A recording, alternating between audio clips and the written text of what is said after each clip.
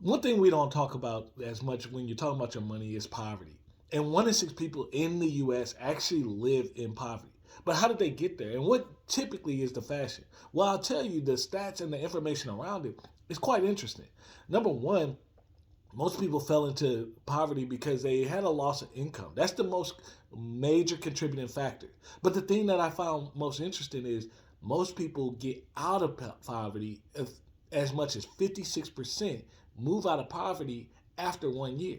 The thing that makes people fall deep into poverty is that long separation, meaning you lost an income and then you're consistently without that income for, get this, long periods of time, up to 7 years. And if you stay without that income for 7 years, then you'll stay in poverty.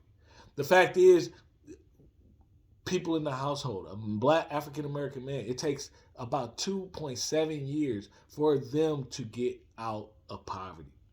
If a house is by a single mother, it's about 3.2 years. So you really start to wonder, what's the key contributor in this whole poverty thing? Well, yeah, assets will help. Assets will help you build up. But when you're in poverty, thinking about where you're investing your money isn't that. It's, I got to get money into the household and I got to get money to put food on the table. And there's never been a better time to actually make an income now. Meaning there's never been more opportunity. Meaning you can start your own business online.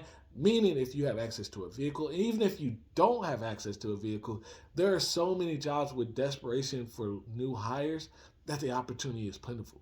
My point in all this is saying that even if you grew up in poverty, and even if that's where you are right now, you can actually get out. Will it take work? Of course. You have to get some income and you have to save, you have to budget, you have to do those things. But the likelihood that you can move and start to move yourself quickly is fantastic.